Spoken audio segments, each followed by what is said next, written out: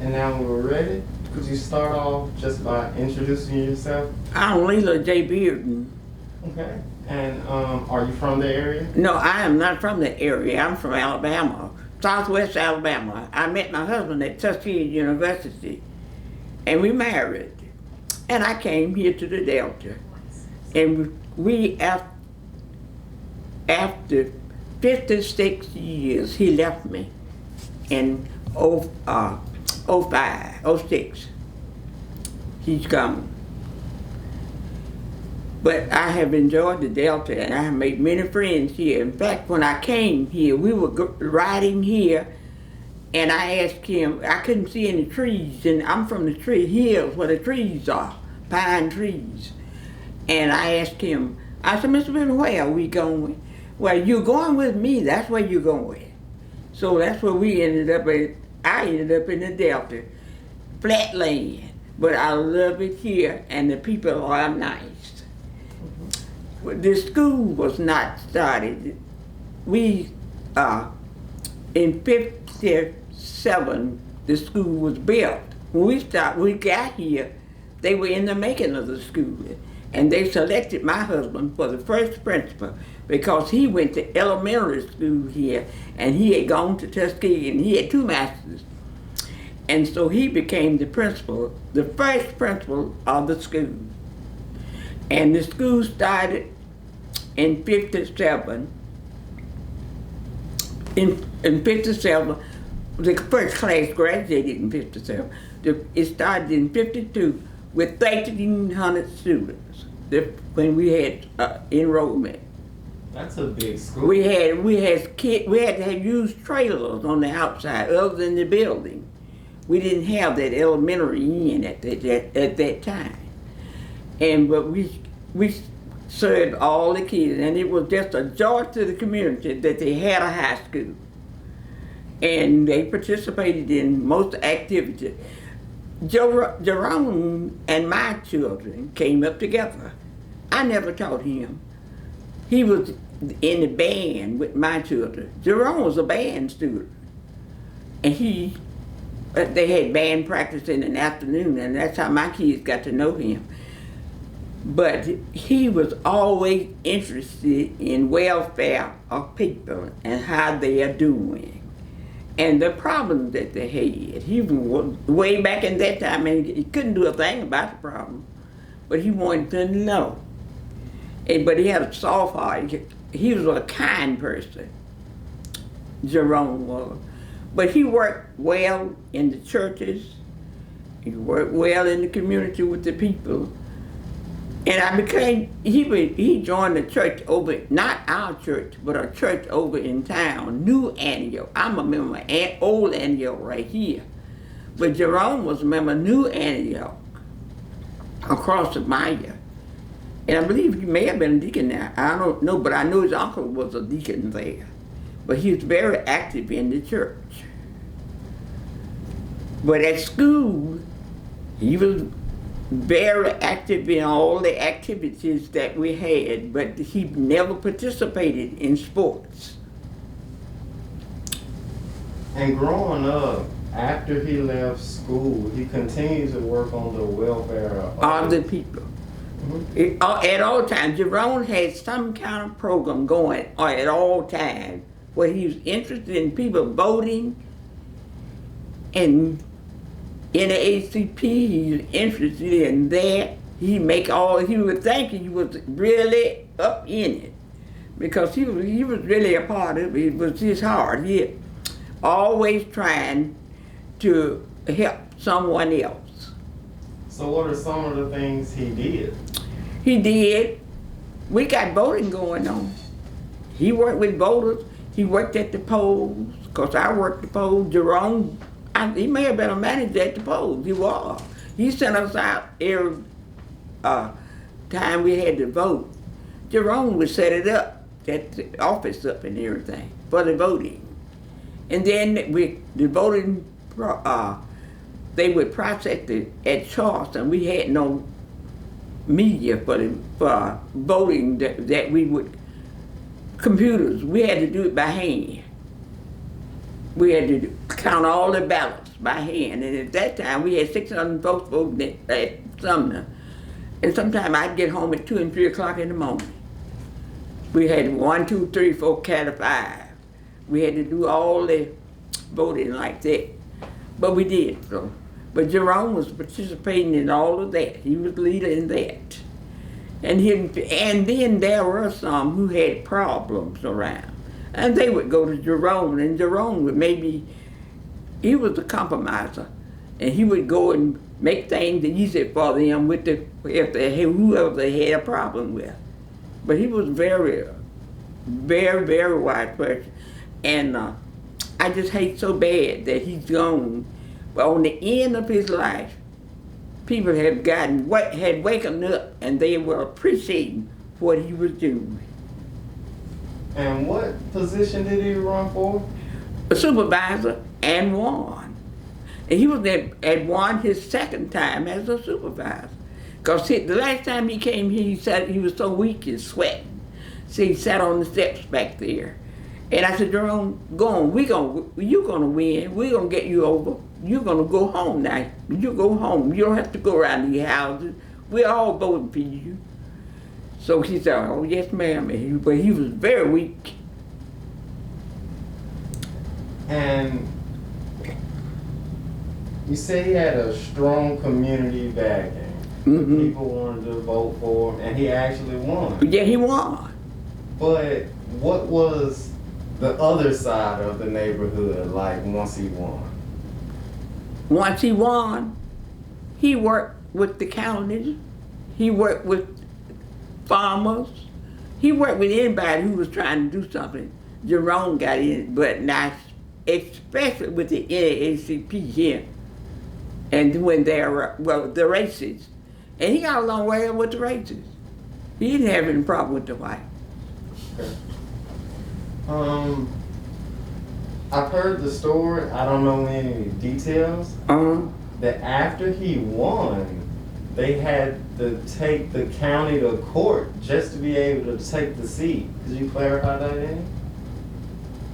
For him to take the seat. Now, I don't know who ran against, there was another black ran against him, but he won.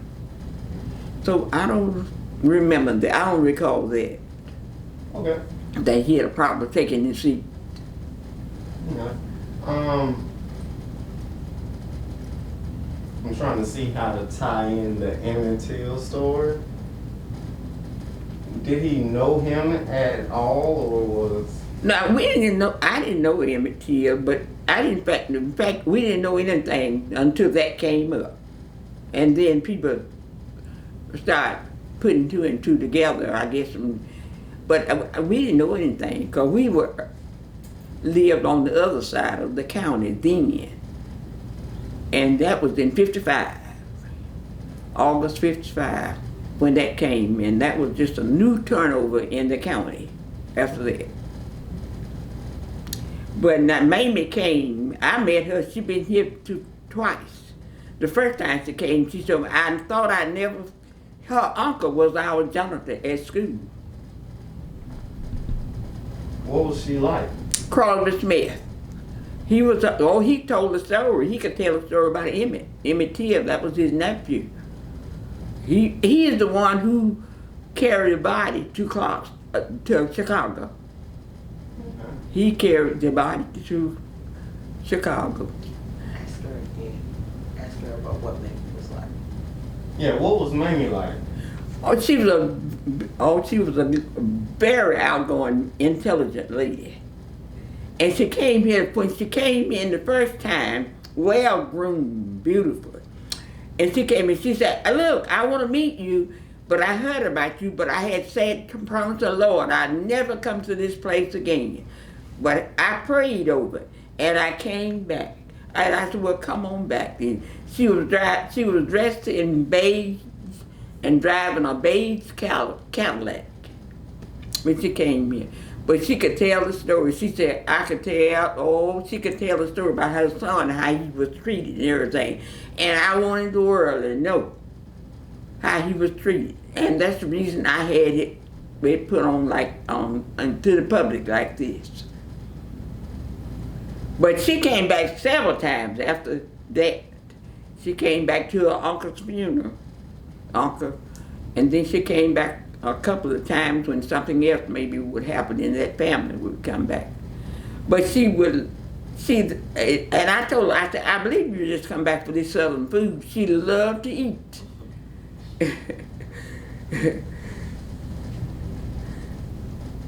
Okay.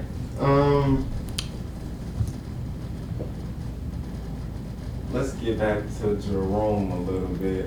I was told that he also started several apartment complexes. Oh yeah, some in Tutwiler, Jerome little apartment, and then he had something down here in Wales. The senior citizen that he's connected with that. His name is on Jerome little apartment. Yeah. He had hands in, but he was a little businessman, even though he was young. But he participated in fact, most of his friends, his age, were not interested in that kind of affair. But Jerome was interested in the welfare of the people. Yeah, is there any deep or personal details you can tell us about Jerome? Other than his schoolwork. That's what I worked with Jerome in schoolwork. I've never taught him though, but I'd see him every day because I managed the lunchroom, and he liked to eat. And he would come in there to eat, but he was not. Oh, his manners were always good. He never had a disciplinary problem. Jerome didn't have a disciplinary problem because he yes ma'am and yes sir all the time. He was very mannerable. You'll be able to cut me out, right? Miss Bearden, what he's asking you about is that Jerome cultivated a relationship with you, Miss Bernasta, Miss Rosebud. He surrounded himself, like she said, for his last election. When Jerome ran for election, Jerome went to every household in Tallahassee. He went there. Black, white, purple, brown, there. and everything. And that's how he won his. He had a personal relationship. I told you he got with along his community, and he relied on them and the connections that he made with her and the other elderly mothers. Okay, within his community, those are the ones that really elected him. Those strong black women that took on and stood up to vote for him and to get out the vote and to pass the word. And he gonna we supported Jerome. Yeah. And my road is paved today because of Jerome. That's what he did. This was all rocky road. So that's what he And did. I asked Jerome, Jerome, I want a paved road in front of my For door. his constituents. And he from the highway to the ditch, I have pavement. How did he get that done? That was he was a supervisor. By that time, I think he was president, wasn't he? Yeah. He was president by then. But how he got there was through them. Yeah, Once he won, we cooperated that's why with they Jerome. put him back there so many times. And he came back, and he never did stop. You see him all the time. It's with the same subject on mine. And Yeah. people would say, here comes Jerome. Now, Yeah. you know, we got to talk about this. Yeah. I just want to bring that out. That needs bringing out. That's why, But he was a live wire in this community here. with that little squeaky voice. And smiling all the time. But he never was a problem in school, though. But in Jerome, it didn't matter what color you was. He would step up to you if he thought he was right. If he wanted something, it didn't matter what color you was. And if you got in his way, Jerome was known for pushing tables across the floor, parting chairs in their meetings. Jerome was a part of just about every African American political organization. Sure he was. NAACP, He was Black the father of us participant. getting along with, Right. and I working with the other race. And having connections with all aspects and political aspects of He was in life it. to make it better for his community. And he was always trying to make it better. The last time I was in a meeting with Jerome, it was at the country club down here. Okay. Well, you were there that night too. That was my event. Yes, it surely was. That was my event. I did it. And it was a nice affair. Thank you. Tell me about it. It was we sat down, both races sat down and ate, went through the line and ate together and sat together, and afterwards a social dancing, wasn't it? Funny story. The Bayou Bend Club is an old Southern country club, whites only. It was a house that turned, they made it into a club. And that event was the first time that African Americans had ever been to that place. Right down the road by Castle Bayou.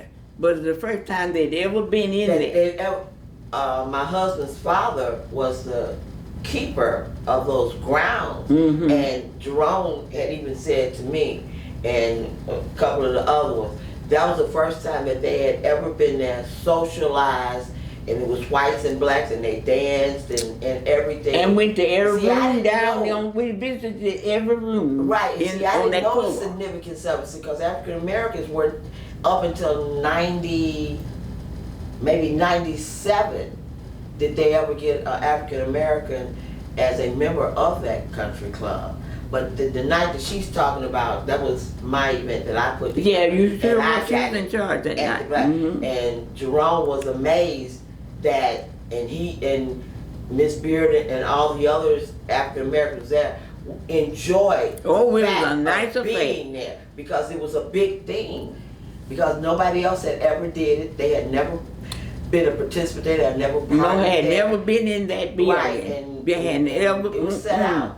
The people who had lived around here all that day had never been in there. Jerome about 40 something then. And then Miss Bearden, she was about 50. We'll be in there. So that was the significance of it for the African Americans. I wasn't aware of it until afterwards.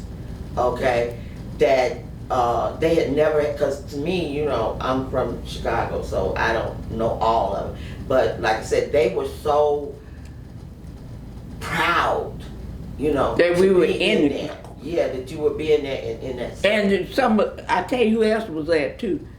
Mr. Luckett from Clarksdale, the mayor of Clarksdale, came to, he told me that night, he said, "Isn't this nice?" I said, "This is so nice." I never knew that.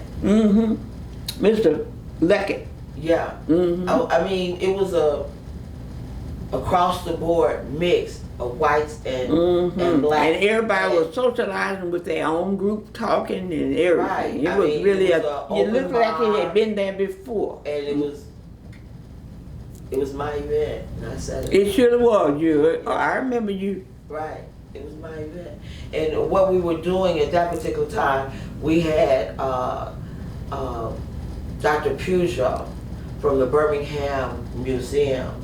And this was in the beginning phases of the Emmett Till Commission doing the tour and bringing the whole thing to light and developing all that is now. This was the beginning of it. And so we brought in Dr. Peugeot from the Birmingham Museum and his staff so that they could evaluate us and give us I remember the them. report They were there. where we should be going, because this is supposed to be not only the tourism and the courthouse, the courthouse is supposed to be a working museum, and that's where this documentary is going to wind up being. So that when you walk in there, Tallahatchie County's history will be with Jerome. You push a button and you'll hear all of this. The courthouse is supposed to be a working museum. All of that is a part of the whole Emmett Till Interpretive Center bubble. Okay, so that's what that event was when we brought Dr. Peugeot here to look at us and evaluate and give us a guided report of how to develop this site into the ways that Jerome wanted it to go. I'm sorry. It's fine. Okay. But Jerome was a live wire in this area here. And he participated in so many activities. And what was it like when he was running, since the people of the community was his support group? Did you all go out with him or for him trying to get people to We vote? went out for him, and if he had a meeting anywhere, we would go and support him there. And we'd give him donations, personally, because my husband would give him Jerome donations at all times for his support. What were those meetings like? Pardon? What were the meetings like? We'd go there, and he would be the moderator at that meeting, speaker at that meeting. He'd tell everybody his plans, what he intends to do if he's elected to that position. He had it organized. He knew what he was going I can't think of anything else right now. Is there anything you would like to add? to. Well, Jerome was just a community person here. And we still miss him. We still miss Jerome, don't we? Yes, ma'am. Ooh, and we go to meetings sometimes, we say, Lord, if Jerome was here, he'd be talking and doing this. So he definitely was a strong character. He was a strong character, and he was headed for a big thing here. He was headed for, Miss Biggs said he was a politician headed for the state. And, I mean, I don't know myself. How did he pass? He had cancer, didn't Yes. he? Mm-hmm. He developed liver and brain cancer. Did he? I didn't know about it. I knew he was sick. Mm-hmm. He did not let us know. And he was down before we knew he had anything. Mm-hmm. He did not, because Jerome was a daily fixture in my life. Yeah. Most of the time. Mm-hmm. Jerome was the type of person that always, he didn't mind calling upon you. Mm-hmm. Okay? And he would tell you, I can't do this, but I'm gonna find somebody. And that's what he did. He surrounded himself with key people to get to where he wanted to go. We knew that he was gonna run, and we were, like I said, he was a constant. I could get a telephone call from him at 12 o'clock at night, 5 o'clock in the morning, and he ate, slept, and I say to people, that's what Tallahatchie County killed Jerome, okay? Because cancer comes from stress. Mm-hmm. And Well, he Jerome, was really stressed, yeah.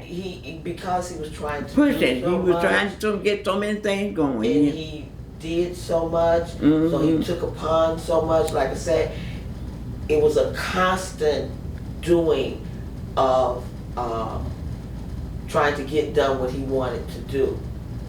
And so it left him open to cancer. And then I believe in life path. That was his life path. But in spite of all of his going, his morals were always good, wasn't Yes, yes, it? His yes. morals were always good. Yeah, yeah. So, and I just want to say this so we'll have it.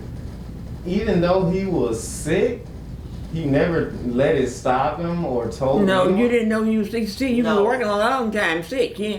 We didn't know Mm-mm. that they had found the cancer and that they were gonna operate on, I think it was his liver Yeah. at the time, until about after the primaries. I think that's when he really, and like I said, he was a constant fixture, Mm-hmm. daily fixture sometimes in my life. I could look at him and tell something was wrong, and I could see him going down, but he never did tell us. He did not tell us the severity of it until like the last 6 months. Mhm. But he knew He was way sick. before that, but he did not let any of that touch him because he ran and won. But when he had his surgery in Memphis, Hmm. and he had it, and had come through, and somebody was there. And so we called, and I said, Jerome, Miss Beard, yes, Miss Beard. I said, pull it through. We need you here. We need you. Let's pull it. All right, all right. All right. That was the brain, when he had the tumors on the brain. Yeah. That was the first one. Mm-hmm. And he had his surgery and had us to pick him up for church. And it turned real cold that day. Okay? And I'm like, Jerome, you ain't got no business. No, I got to win this election. Okay? And this was like right before the election was coming up. Okay? Then after that, he developed, the cancer went to his liver. And that's what took him out. Okay. My last question for now is, do you think Jerome felt, well, Mr. Little felt that he accomplished what he wanted before he left? He knew he had done some things, but he hadn't filled his what he wanted to do. He still wanted to go higher here. He was always wanting to do some more here. But he had done so much here. But he wasn't satisfied. He would never have. He was really interested in the community. And if he could get back here now 1 hour, oh, it would be a joy to him. It would. He ran his last campaign, and I might can find one of the campaign pages. He ran his last campaign on, you can lay your hands on it. And that's what he ran on. Mm-hmm. And he even said those words to me. Mm-hmm. And like I said, he ran his last campaign. That's why he went to every door. And that's why Miss Bearden talked about her driveway. That's what he ran on. You can lay your hands on me. I can get it done. I'm gonna get and done. the things I'm gonna that he got done, the different housing sites that she referred to, Jerome G. Little Manor, Grayson and Hale, Bertie Kegler, Glendora, those apartments. Durant, Mississippi, Como. He built houses and communities all the way over there. And that's what his last campaign was ran on. You can lay your hands on it. And that's what he talked about in that last campaign. That what I've done, you can lay your hands on it. Mm-hmm. Okay. Great. Okay. Oh, he's brave, all right. He was, Jerome, and you see him as a little boy in school, going from one. Now, he was always a busybody, trying to do something else, trying to do this. There comes Jerome down here. Okay. Well, that's all I have. Well, he was headed for the state. My husband says he's like, as a politician headed for the state. Great. Well, I do thank you again. And